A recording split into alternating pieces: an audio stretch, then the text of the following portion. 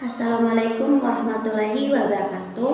Perkenalkan, nama saya Dina Kasih Fitri. Saya dari kelas C PGSD semester 6. Saya akan membacakan makalah pendidikan kepramukaan tentang fungsi dan peranan kepramukaan dalam proses pendidikan bangsa. Nah, langsung saja saya akan membacakan pendahuluan. Yang pertama, latar belakang. Pendidikan pramuka sebenarnya tidak dapat berlangsung di dalam maupun di luar sekolah, akan tetapi berkaitan dengan penerapannya kurikulum K13 di beberapa sekolah. Ternyata pendidikan pramuka mulai dimasuk ke dalam ekstrakurikuler wajib. Latar belakang karenanya pendidikan kepramukaan dalam ekstrakurikuler wajib mengandung proses pembentukan kehidupan dan akhlak mulia bagi siswa. Hal ini sesuai dengan tujuan kurikulum ke-13 yang utamanya bertujuan untuk membentuk karakter peserta didik ke arah yang lebih baik serta mengajarkan peserta didik untuk mandiri dalam menyelesaikan permasalahan yang berkaitan dengan materi pembelajaran. Nah, langsung saja dalam pembahasan. Di sini ada fungsi gerakan pramuka. Kepramukaan sebagai sebuah organisasi, gerakan pramuka memiliki fungsi. Fungsi gerakan pramuka tersebut selaras dengan tugas pokok gerakan pramuka. Fungsi gerakan pramuka adalah sebagai penyelenggaraan pendidikan non-formal di luar sekolah dan di luar keluarga. Pendidikan tersebut menjadi wadah pembinaan dan pengembangan kaum muda dengan ciri khusus.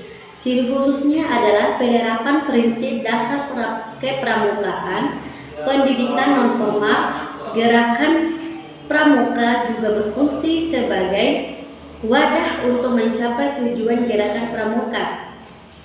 Untuk mencapai tujuan tersebut dilakukan berbagai usaha yang meliputi pendidikan dan pelatihan pramuka. Yang kedua, pengembangan pramuka.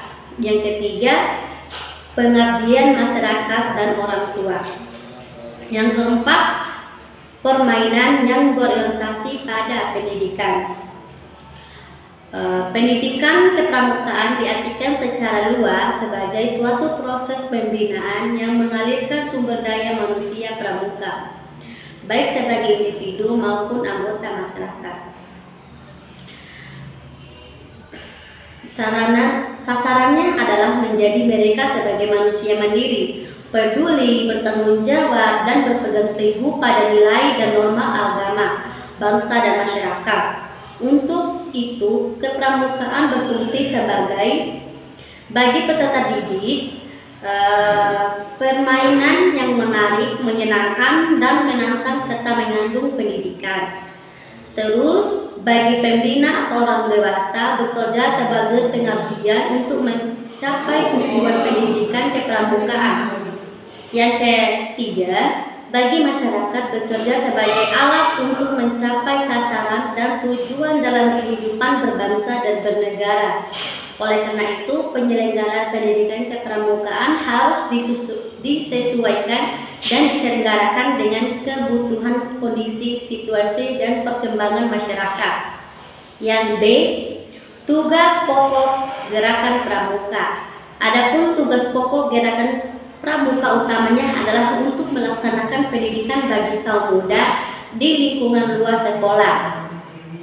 Adapun secara lebih rinci terdapat 6 tugas pokok gerakan pramuka antara lain sebagai berikut. Yang pertama, tugas pokok gerakan pramuka adalah menyelenggarakan pendidikan kepramukaan bagi anak dan pemuda Indonesia menuju ke tujuan gerakan pramuka sehingga dapat membentuk tenaga kader pembangunan yang berjiwa Pancasila dan mampu serta menyelenggarakan pembangunan masyarakat, bangsa, dan negara. Yang kedua, dalam melaksanakan pendidikan kepramukaan tersebut, gerakan pramuka selalu memperhatikan keadaan maupun kebutuhan serta minat pendidikannya. Yang ketiga, ada 2 tugas lain yang perlu diperhatikan. Yang pertama, gerakan pramuka kewajiban melaksanakan Eka Prasetya Pancakarsa. Yang kedua, karena kepramukaan bersifat nasional, maka kegiatan gerakan pramuka harus disesuaikan dengan kepentingan nasional. Yang keempat, gerakan pramuka hidup dan bergerak di tengah masyarakat dan berusaha membentuk tenaga kader pembangunan yang berguna bagi masyarakat. Yang kelima, dalam melaksanakan kegiatan gerakan pramuka menggunakan PDMPK, prinsip dasar metode pendidikan kepramukaan, sistem batuan dan berbagai metodenya penyajian lainnya.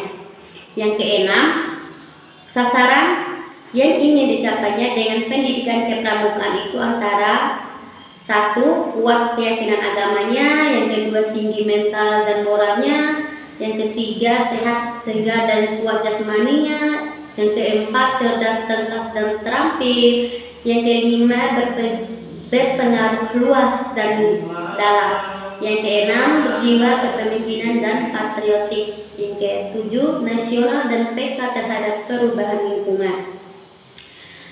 C. Sifat kepramukaan. Yang pertama, sifat kepramukaan ini menuju ADGP dalam bab 3 pasal 7. Yang pertama, gerakan pramuka adalah gerakan kepanduan nasional Indonesia sebagai lembaga pendidikan non-formal yang menyelenggarakan pendidikan kepramukaan. Yang kedua, gerakan pramuka adalah organisasi pendidikan yang bersifat sukarela, tidak membedakan suku, ras, golongan, dan agama. Yang ketiga, gerakan pramuka bukan organisasi kekuatan sosial politik, bukan bagian dari salah satu organisasi kekuatan sosial politik, dan tidak menjalankan kegiatan politik praktis. Yang kedua, menurut Revolusi Konferensi Kepramukaan Sedunia di Copenhagen, Denmark tahun 1924. Yang pertama, nasional. Nasional dalam hal ini mengandung arti bahwa suatu organisasi yang menyelenggarakan kepramukaan di suatu negara harus menyesuaikan pendidikannya dengan keadaan, kebutuhan, dan kepentingan masyarakat, bangsa, dan negara. Yang kedua, internasional. Internasional ini dalam hal ini mengandung arti bahwa organisasi kepramukaan di negara maupun di dunia harus membina dan mengembangkan rasa persaudaraan dan persahabatan antara sesama pramuka dan sesama manusia tanpa membedakan kepercayaan, agama, golongan, tingkah, suku, dan bangsa.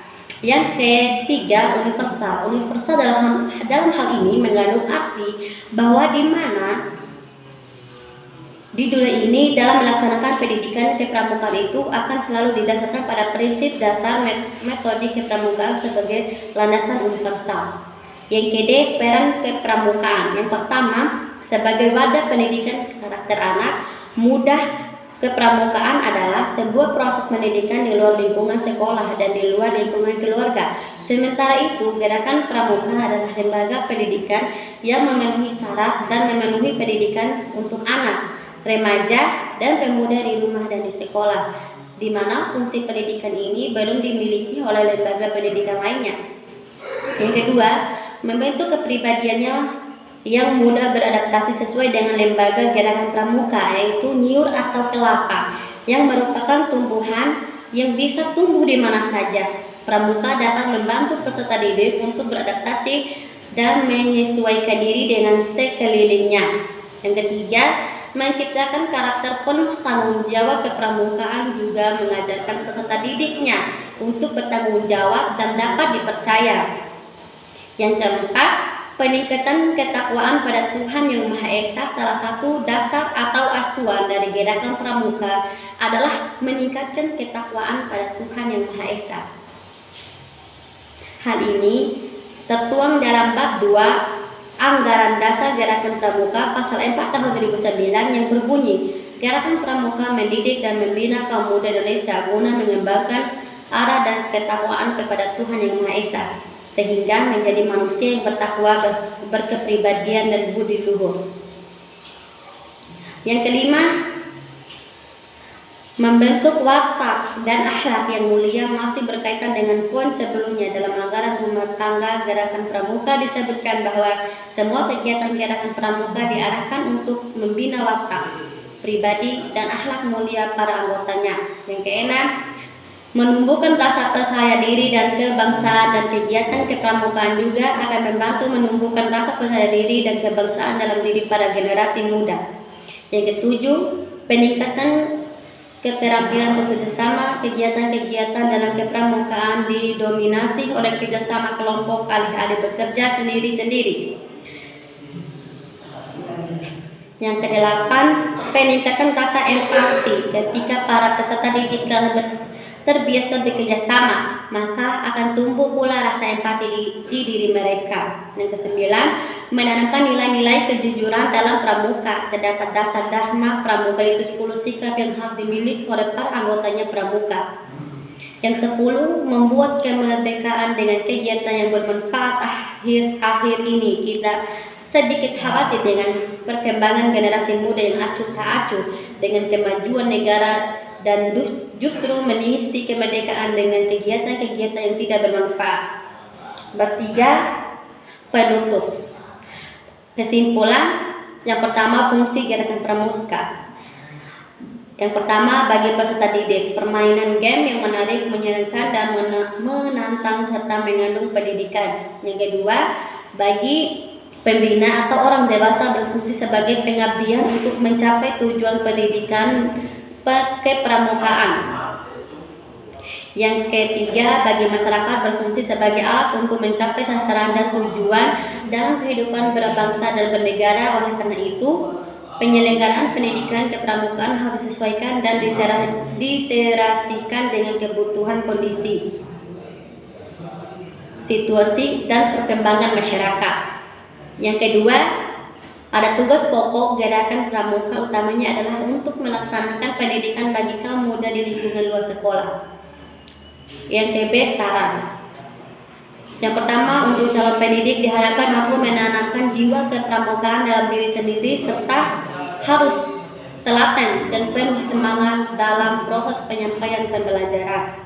Yang kedua, untuk makalah ini saya bersadar bahwa makalah yang saya susun tidak luput dari kesalahan. Oleh karena itu, saya mengharapkan ketidaksabaran dari berbagai pihak yang bersifat membangunkan demi lebih baiknya makalah ini. Mungkin sekian dari saya, lebih dan kurangnya saya mohon maaf. Wabillahi taufiq wal hidayah. Wassalamualaikum warahmatullahi wabarakatuh.